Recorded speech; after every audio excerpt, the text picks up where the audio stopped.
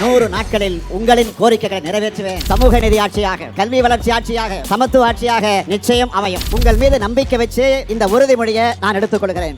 ஒருத்தனை ஏமாத்தணும்னா அவன் கிட்ட கருணை எதிர்பார்க்க கூடாது, அவன் ஆசையை தூண்டணும். அதான் பேசிக் ரூல். இந்த வசனத்தை அப்படியே தனது வாழ்க்கையா கொள்கையா எடுத்துக்கொண்டு ஆட்சிக்கு வந்து மக்களை துன்புறுத்திக் கொண்டிருக்கிறது திமுக அரசு. அதில் சிக்கி சிதைவடைந்ததில் திருப்பத்தூர் மாவட்டமும் ஒன்று.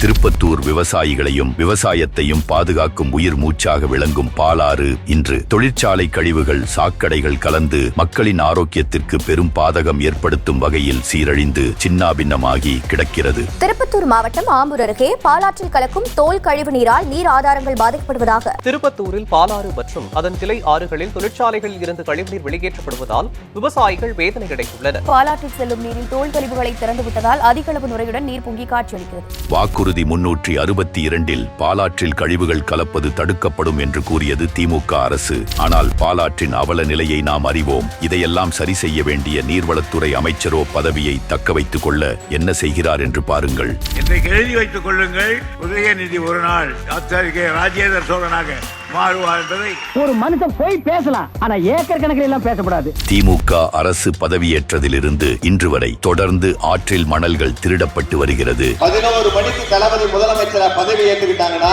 11:05க்கு மாட்டு வண்டியை நீங்களா ஆத்துக்கு ஓட்டுங்க.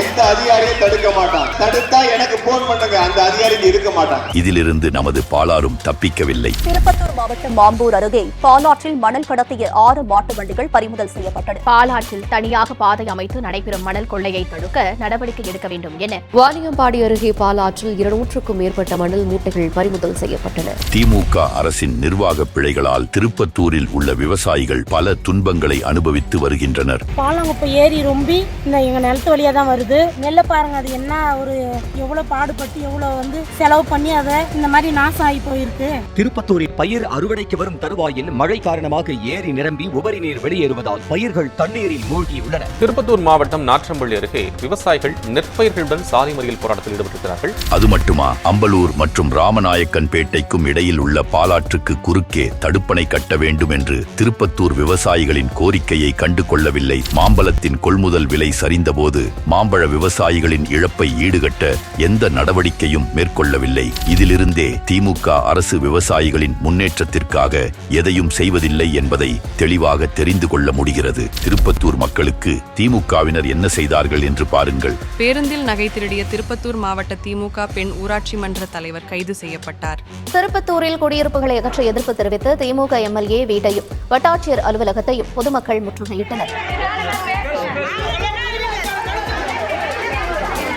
திருப்பத்தூர் மாவட்டத்தை கண்டுகொள்ளாமல் தவிக்கவிட்ட திமுக அரசை வரும் தேர்தலில் விரட்டியடிப்போம். திருப்பத்தூர் மாவட்டத்தின் வளர்ச்சிக்காக பாடுபடும் தேசிய ஜனநாயக கூட்டணிக்கு ஆதரவு அளிப்போம்.